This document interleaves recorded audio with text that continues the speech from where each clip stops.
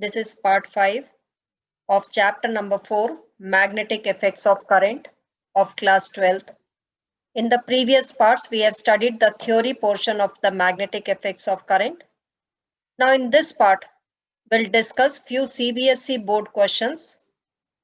This I have divided in 2 exercises. So in the first exercise, we'll discuss the questions which have come from 2005 to 2013. Then in exercise number 2, we'll discuss the questions from 2014 to 2020. Question number 1 is, a solenoid of length 0.5 meter has a radius of 1 centimeter and is made up of 500 turns. It carries a current of 5 ampere. What is the magnitude of the magnetic field inside the solenoid? We know that the magnetic field inside the solenoid is given by mu naught Ni, where this small n is the number of turns per unit length. Now substituting the values, mu naught is 4 pi into 10 raised to the power minus 7. The total number of turns given over here are 500. And the length of the solenoid is 0.5 meter into the current, which is given here is 5 amperes. So on simplifying, you get the answer to be 6.28 into 10 raised to the power minus 3 Tesla.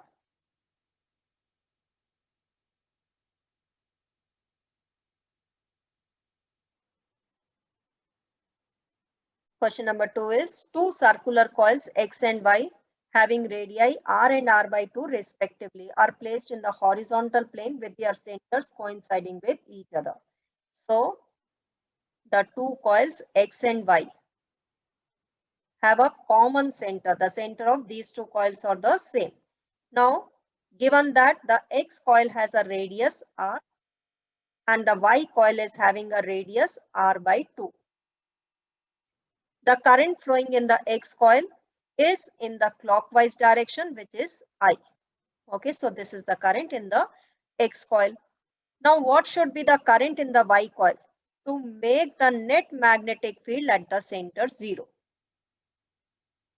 Okay, now let's find out the magnetic field due to the X coil at its center. We know that the magnetic field due to a coil at its center is given by mu naught I upon 2R. The current flowing in the X coil, let it is Ix, which is given in the question, is equal to I upon twice the radius of the X coil is R. So this is equal to Ix is I mu naught I upon 2R. Now let's see the direction of the magnetic field at the center. Using the right hand rule, we see that the magnetic field due to the X coil is in the downward direction. Okay, this direction we can find out by the right hand rule. So the magnetic field due to the X coil is in the downward direction. Now in order that the net magnetic field at the center is equal to 0, the magnetic field due to the Y coil should be in the upward direction. So at the center, if the magnetic field has to be 0, then the magnetic field due to the Y coil should be in the upward direction. And when is it possible? When the current flowing in the Y coil is in opposite to that of the X coil. That is, the current is flowing in the anti-clockwise direction in the Y coil. So the magnetic field due to the Y coil at its center will be equal to mu naught Iy upon twice the radius of the Y coil, which is R by 2. That is mu naught Iy upon R. Okay, and this magnetic field should be in the upward direction. Then only the net magnetic field at the center can be equal to 0. Now the net magnetic field at the center, as these two are in the opposite direction, so the net magnetic field is By minus Bx, and it should be equal to 0. That is, By should be equal to Bx. Here By is mu naught Iy upon R should be equal to mu naught I upon 2R. So from here we see that the current flowing in the Y coil is equal to I by 2. That is half of the current flowing in the X coil. And this current should be in the anti-clockwise direction. Okay, so this is the magnetic field due to the Y coil if it has to be in the upward direction. So the current flowing in the Y coil should be in the anti-clockwise direction. Okay, now the next part is with the same current flowing in the two coils. If the coil Y is now lifted vertically upwards through a distance R, what would be the net magnetic field at the center of the Y coil? Okay, now here the Y coil is lifted through a distance R above the X coil. Now you have to find out the magnetic field at the center of the Y coil with the same current flowing in the two coils. So the current in the Y coil is I by 2, which is in the anti-clockwise direction, and the current in the X coil is I, which is in the clockwise direction. Now there will be some magnetic field due to the Y coil at its center, and there will be some magnetic field due to this X coil at this point, which is lying on the axis of this X coil. Okay, again, there are two magnetic fields will be in the opposite direction. So the net magnetic field will be the difference of these two. So now let's find out the magnetic field at the center of the Y coil due to the current flowing in the Y coil, which we know is equal to mu naught I upon 2R. Here, the current flowing in the Y coil is I by 2 upon twice the radius of the Y coil is R by 2. So it is equal to mu naught I upon 2R, and the direction is upwards. So this magnetic field is in the upward direction. Now let's find out the magnetic field due to the X coil at the center of Y coil. Okay, magnetic field due to this current flowing in the X coil at this point, which is lying on its axis. And we know that the magnetic field on the axis is given by mu naught I R square upon 2 R square plus X square raised to the power 3 by 2. Okay, now what is X? X is this distance here. X is also equal to R. So R square plus R square raised to the power 3 by 2. Okay, on simplifying, you get it to be mu naught I upon 4 root 2 R. And this magnetic field is in the downward direction. So the net magnetic field at this point, okay, that is at the center of the Y coil, will be equal to By minus Bx.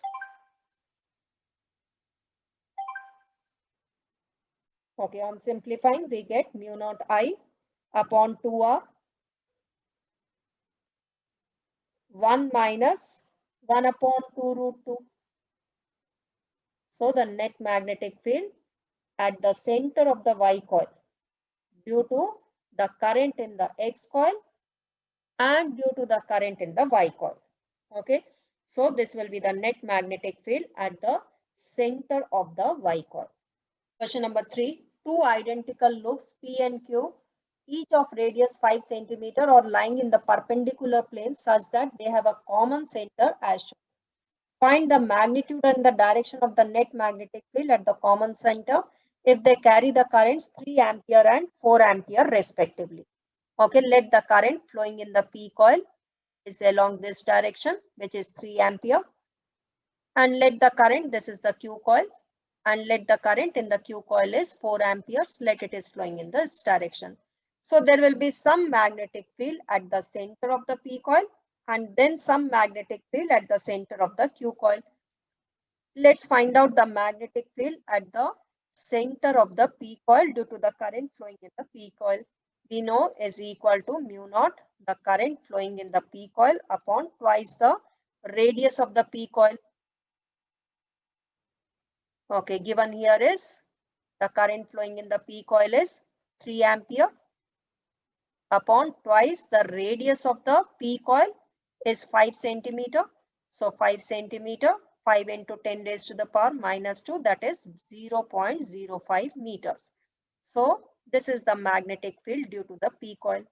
The same way, let's find out the magnetic field at the center of the Q coil due to the current flowing in the Q coil. Again, using the same formula, mu naught, the current flowing in the Q coil upon twice the radius of the Q coil, and both are having the same radius. So mu naught into the current flowing in the Q coil is 2 into 0.05 meter. This much Tesla. Okay, now let's see the direction of the magnetic field due to the p coil using the right hand thumb rule. We see that the magnetic field due to the current flowing in the p coil is in the upward direction, whereas the magnetic field due to the Q coil is towards right. So the net magnetic field could be found out by completing the parallelogram. This diagonal will give the net magnetic field, which is making an angle theta with the horizontal. So the net magnetic field is equal to under root Bp square plus Bq square, that is under root mu naught upon 2 into 0.05. This we can take it common.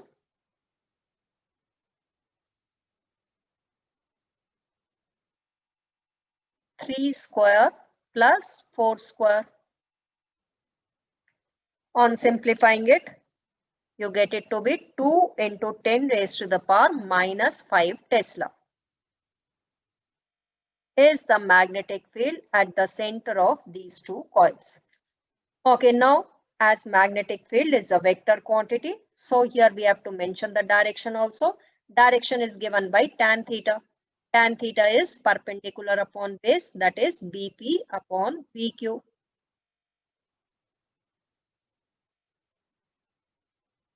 Which is equal to 3 upon 4. That is theta is equal to tan inverse 3 by 4 is the direction. Question number 4 is an electron and a proton enter a uniform magnetic field with uniform speed in perpendicular direction. Which particle has larger radius of circular path? We know that any charged particle entering perpendicular to the magnetic field describes a circular path, and the radius of the circular path is given by mv upon qv. Okay, now one is electron, the other is proton. Both are entering with the same speed. V given here is same. The charge on both the particles, electron and proton, is the same and entering the same magnetic field. So R is directly proportional to mass of the charged particle. Okay, other quantities are the same. So R is directly proportional to mass, and here we know that mass of proton is greater than mass of electron. So the radius described by the proton will be greater than that of electron. Question number 5. Explain in which direction does the current loop KLMN move when kept near an infinite straight line current carrying wire. Okay, let the current flowing through this long wire, infinite long wire, is I1, and the current flowing in this loop KLMN is I2. Okay, now we know that the current through this wire NK, okay, this part of the loop NK and I1, these two currents are flowing in the same direction, so they will attract each other with a force per unit length given by, let it is F1. F1 per unit length will be given by mu naught I1 I2 upon 2 pi r. Okay, and which distance? The distance between KN wire and this long wire. Let this is R1. So mu naught I1 I2 upon 2 pi R1 is the force per unit length, and this force is attractive. whereas the current through LM and this long straight current carrying wire I1, these are in the opposite direction. So they will repel each other with a force per unit length. Let the forces F2 upon L will be equal to mu naught I1 I2 upon 2 pi into the distance between LM and this I1 current carrying wire, let it is R2. So 2 pi R2, and this force is repulsive. As you can see here that R2 is greater than R1. So F1 will be greater than F2. That is, the net force is attractive. As the net force is attractive, so the loop will move towards this I1 current carrying wire. Okay, hence the loop moves towards the current carrying wire. Question number 6, a proton and an alpha particle of the same velocity. First part, they are entering with the same velocity. Second part, same momentum. Enters in a uniform magnetic field which is perpendicular to B. Deduce the ratio of the circular paths described by these particles. Okay, now one is alpha particle and the other is proton. Both are entering the same magnetic field. And we know that the radius described by any charged particle when it enters into a perpendicular magnetic field, it is given by R is equal to mv upon qv. Okay, now in the first part, they are entering with the same velocity.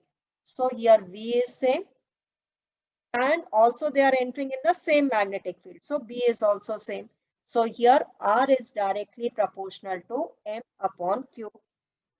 Now the radius described by the proton to alpha particle will be equal to mass of the proton upon mass of alpha particle into q of alpha upon q of proton.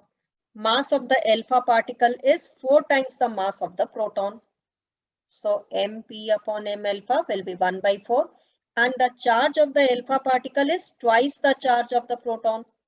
So q alpha is twice of qp. So it is equal to, so the ratio is 1:2. Whereas in the second part, both are entering with the same momentum. R is equal to mv upon qb. mv here is the momentum upon qb. Okay, now both are entering with the same momentum. So R is inversely proportional to Q. Both are entering in the same magnetic field with the same momentum. So the radius described by the proton to the alpha particle will be Q alpha to Q proton, and the charge on the alpha particle is twice the charge on the proton. Hence the ratio is 2:1. Question number 7. A charged particle moves perpendicular to the magnetic field. Which of the two kinetic energy or momentum is affected? Okay, any charged particle which is entering perpendicular to the magnetic field describes a circular path. It keeps on moving with the same speed. Speed doesn't change. Only it describes a circular path. Now, as the kinetic energy is a scalar quantity, half mv square, there v is the speed. So kinetic energy remains the same, whereas the momentum is a vector quantity as the direction of the velocity at every point is changing. So the momentum is affected, P is affected. Okay, why? Because its direction keeps on changing, whereas the kinetic energy is not affected because it's a scalar quantity and the speed of the charged particle does not change. Question number 8. Two identical charged particles moving with the same speed enter in a uniform magnetic field. If one of these enters normal and the other at 30 degrees to the field direction, what would be the ratio of their angular frequencies? Okay, we know that the angular frequency, that is the cyclotron. In the cyclotron, we have studied the angular frequency is given by QB upon M. Okay, now one particle is entering normal, that is at an angle of 90 degree, and the other is entering with an angle of 30 degree. Here we see that angular frequency is independent of the angle theta. So the angular frequency remains the same, that is the ratio will be 1:1. Question number 9. A charged particle moving with a uniform velocity v enters in uniform electric and the magnetic field. It passes through the region without any change in its velocity. What can you conclude about the relative directions of E, V and B? Okay, it is only possible when the charged particle enters perpendicular to the crossed field. Now, what do you mean by crossed field? Where the electric and the magnetic fields both are perpendicular to each other, and the charged particle enters perpendicular to these two. That is V, E and B. All three should be mutually perpendicular to each other. So the first condition is they should be mutually perpendicular to each other. Now the magnitudes of the electric and the magnetic field. Okay, we know that the charged particle experiences the electric force, which is given as QE, which should be equal to the magnetic Lorentz force experienced by the charged particle, which is QVB sine theta. Here it is entering perpendicular to the magnetic field, so it is equal to QVB. So the speed of the charged particle should be equal to the magnitude of the electric field to the magnetic field. That is, V should be equal to E upon B. Question number 10. A 100-turn circular coil of radius 10 centimeter carries a current 3.2 ampere. What is the magnetic field at the center of the coil? We know that the magnetic field at the center of current carrying coil is given by mu naught I upon 2R. Here there are n number of turns, so mu naught n I upon 2R. Mu naught is 4 pi into 10 raised to the power minus 7. And the number of turns given over here are 100. Current flowing is 3.2 ampere. Radius is 10 centimeter. That is 10 into 10 raised to the power minus 2, 10 raised to the power minus 1, which can be written as 0.1 meter. So on simplifying, we get the answer to be 2 into 10 raised to the power minus 3 Tesla.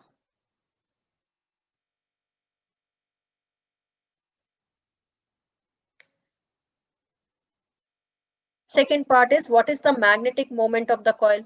Magnetic moment of the coil is given by NIA, number of turns into the current into the area of the coil.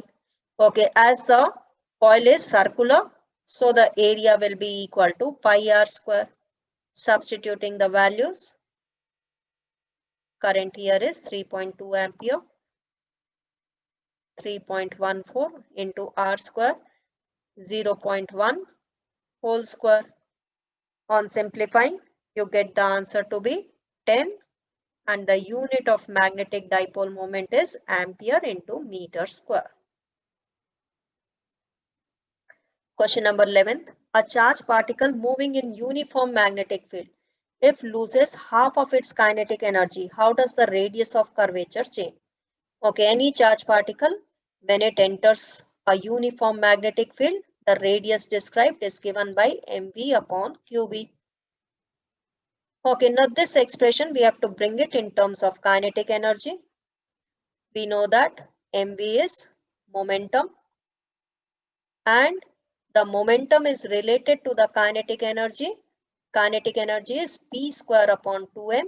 So the momentum is equal to under root of 2m into kinetic energy. Okay, now given in the question that it loses half of its kinetic energy, rest all terms are the same. So R is directly proportional to under root of kinetic energy. Given that it loses half of its kinetic energy, that is, now the kinetic energy is k by 2. So the new radius of curvature R dash will be equal to under root k dash, that is k upon root 2. So R dash can be written as R under root k is directly proportional to R. So R upon root 2. So the radius of curvature becomes 1 by root 2 times its original radius. Question number 12. A long straight wire AB carries a current 4 ampere.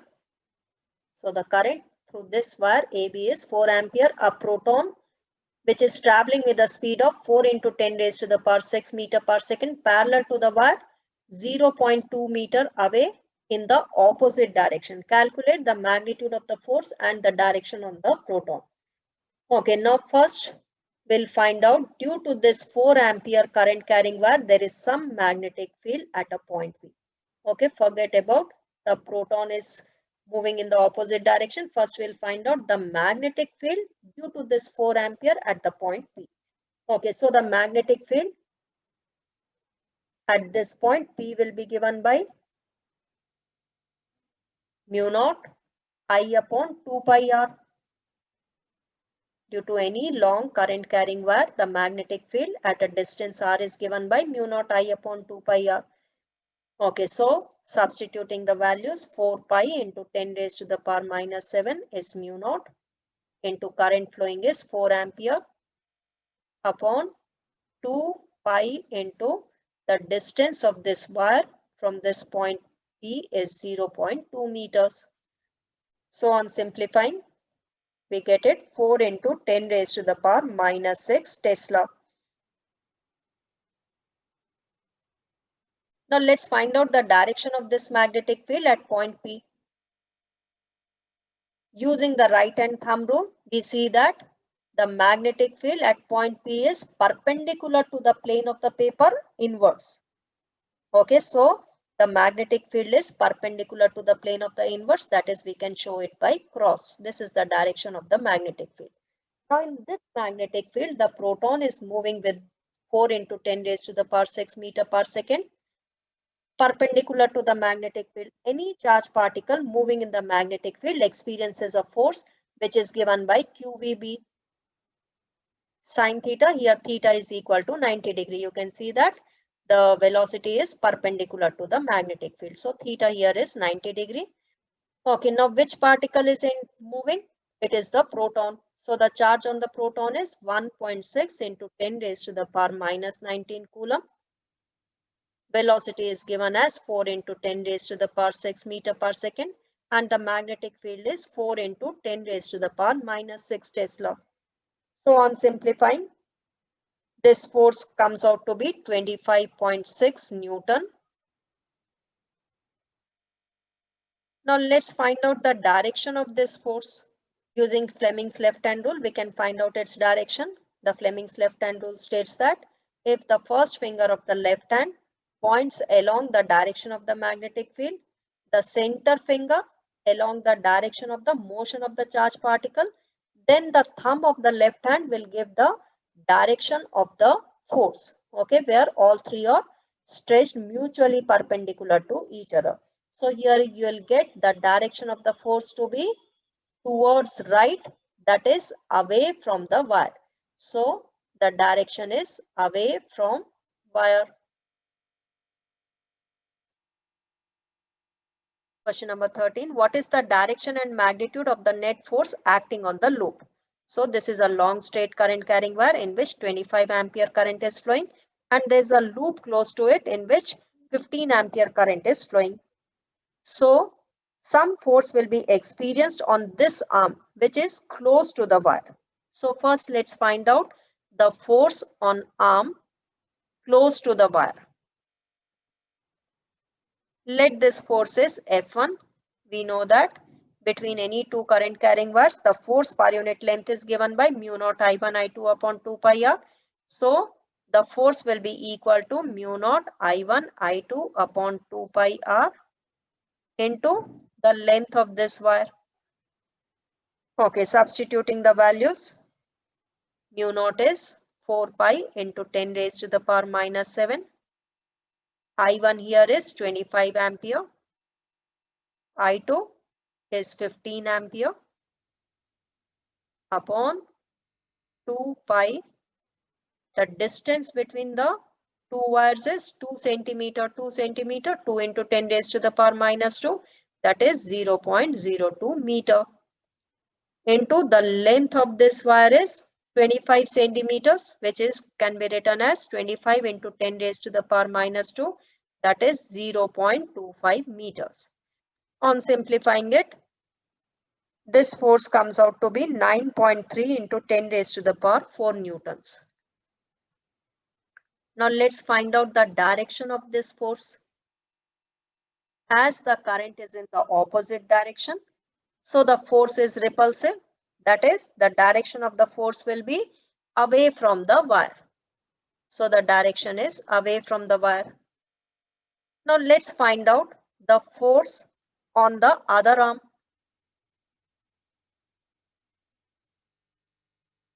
Okay, this one is the other arm. The current flowing through this arm is also 15 ampere, but the current flowing in this wire and this arm both are in the same direction. So they will attract each other. Let the force is F2. F2 is again given by the same formula mu naught I1 I2 upon 2 pi r into length. Mu naught is 4 pi into 10 raised to the power minus 7. I1 25 amperes. I2 is 15 amperes upon 2 pi. Okay, now what is the distance between the other arm and the current carrying wire? It would be 10 plus 2 centimeters, that is 12 centimeters, that is 0.12 meters, into the length of this arm is also equal to 25 centimeters, that is 0.25 meters. On calculating, you get this to be 1.56 into 10 raised to the power 4 Newton. Now let's see what is the direction of this force. Okay, as the current in the other arm and through the wire is in the same direction, so this force is attractive. That is, the loop will experience a force towards the wire. So the direction of this force is towards the wire. Now let's find out the net force, as the two forces are in the opposite direction. So the net force will be equal to F1 minus F2, which is equal to 7.8 into 10 raised to the power 4 Newton. And what will be the direction of the net force? As F1 is greater than F2, so the net force will be away from the wire. That is, the net force will be repulsive. That is, the loop will experience a force away from the wire. Question number 14. Which one, an ammeter, a galvanometer, or a voltmeter, has a higher resistance and why? We know that a galvanometer can be converted into ammeter by connecting a low resistance called as the shunt resistance parallel to the galvanometer. So an ammeter is a very low resistance device. Okay, so the resistance of ammeter is less than the galvanometer. Now, how can we convert a galvanometer into voltmeter? By connecting a high resistance in series to the galvanometer. So voltmeter has a resistance higher than the galvanometer. So which one is having the highest resistance? Voltmeter has got the highest resistance. Then is the resistance of the galvanometer, and the lowest resistance is of ammeter. Number 15th, A part is a proton, and in the B part an electron is moving along positive x-axis in the presence of uniform magnetic field along positive y-axis. So here the proton is moving along x-axis. As the proton is a positive charge particle, so the conventional direction of the current can be taken along the direction of the positive motion of positive charge particle, and the magnetic field is along positive y-axis. Now here you have to find out the direction of the force. Using Fleming's left hand rule, we can find out the direction of the force, and here we see that the force will be along positive z-axis. Okay, the Fleming's left hand rule states that if we stretch the first three fingers, that is the thumb, the first finger and the center finger mutually perpendicular to each other, such that the first finger is pointing along the magnetic field, the center finger is pointing along the current, then the thumb will give the direction of the force. Okay, so using this Fleming's left hand rule, you can find out the direction, and it will be along positive z-axis. Now in the B part, an electron is moving. So what will be the conventional direction of the current? It will be along minus x-axis. Okay, so the conventional direction of the current will be along minus x-axis and the magnetic field is along y-axis. So now the force will be along minus z-axis. Now the direction of the force will be inverse, that is along minus z-axis. Question number 16. A galvanometer has a resistance of 30 ohms. It gives full scale deflection with a current of 2 milliampere. Find the value of the resistance needed it to convert into an emitter of range 0 to 0.3 ampere. Then in the second part into the voltmeter. Okay, now in order to convert a galvanometer into an emitter, a low resistance called as the shunt resistance is connected in parallel to the galvanometer, whereas the shunt resistance is given by Ig, the current flowing through the galvanometer into the galvanometer resistance upon I minus Ig. Here the current through the galvanometer, it is given as 2 milliamperes, that is 2 into 10 raised to the power minus 3 ampere. The galvanometer resistance is 30 ohms and the emitter has a range 0 to 0.3 ampere, that is I here is equal to 0.3 ampere minus the galvanometer current, which is 2 into 10 raised to the power minus 3 ampere. So on simplifying it, you get 0.2 ohms. So the shunt resistance is equal to 0.2 ohms. That is, this shunt resistance has to be connected in parallel to the galvanometer in order to convert it into emitter. High resistance is connected in series to the galvanometer. Then it gets converted into voltmeter. And the value of the high resistance is given by V upon the current through the galvanometer, which will be the same through the high resistance also through R also. So V upon Ig minus G.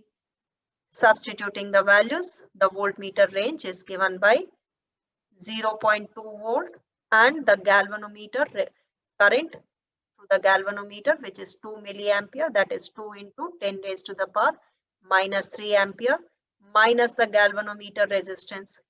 On simplifying it, you get it to be 70 ohms. So a 70 ohm resistance has to be connected in series to the galvanometer. Then it will be converted into voltmeter. Question number 17. A long straight wire AB carries a current I. A proton P travels with a speed V parallel to the wire at a distance D from it in the direction opposite to the current. What is the force experienced by the proton and what is its direction? Okay, first, due to this AB current carrying wire, there will be some magnetic field at a point P, and we know that the magnetic field near a current carrying wire is given by mu naught I upon 2 pi r. And what is r over here? The distance of the point P from the current carrying wire is d, so 2 pi into d. Now we find out the direction of this magnetic field using the right hand rule. With the right hand, if the thumb points along the direction of the current, then the curled fingers around it will give the direction of the magnetic field lines. Now, if we draw the tangent at point P, it will be perpendicular inwards. So, the magnetic field at point P is perpendicular inwards. Now, in this magnetic field, a charged particle is moving with a velocity v. So, it experiences a force which we know is given by qvb sine theta. Here, theta is 90 degree, that is the angle between the velocity vector and the magnetic field is 90 degree. So sine 90 is 1. Okay, so Q is the charge on the proton, the velocity moving with V, and the magnetic field is mu naught I upon 2 pi d. Is the force experienced by the proton when it is moving in the magnetic field P, which is perpendicular to the plane of the paper. Now let's see the direction of this force. Okay, the direction of the force using the Fleming's left hand rule. You can find out the direction, and the direction of this force will be away from the wire. Okay, that is towards right, or you can write down the direction of the force on this proton will be away from the wire. So this is the direction of the force. Question number 18, define current sensitivity of a galvanometer and give its SI unit. The current sensitivity of a galvanometer is given by deflection per unit current, alpha upon I. This alpha is the deflection per unit current, gives the current sensitivity, which is equal to NAB upon A, where N is the number of turns, A is the area of the coil, B is the magnetic field, and K is the torsion constant. And its SI unit is division per ampere. Okay, this alpha is not the angle, it is the number of divisions moved on the scale. So its unit is division per ampere. Question number 19. An alpha particle and a proton are released from the center of the cyclotron and made to accelerate. Can both be accelerated with the same frequency? We know that the cyclotron frequency is given by QB upon 2 pi m. Okay, one is the alpha particle and the other is proton. These two are having different charges. The charge on the alpha particle is twice the charge on the proton. Okay, and also they have different masses. The mass of the alpha particle is 4 times the mass of the proton. So they cannot have the same frequency. So they do not have the same frequency. So the cyclotron frequency will be different. The second part is when they are accelerated in turn, which of the two will have a higher velocity at the exit? We know that velocity is given by QBR upon M. For same R, for the same radius, we see that velocity is directly proportional to Q by M. They are entering the same magnetic field. So B here is same. So V is directly proportional to Q by M. Now Q by M is greater for proton. Q upon M is greater for proton. So the proton will have a higher velocity.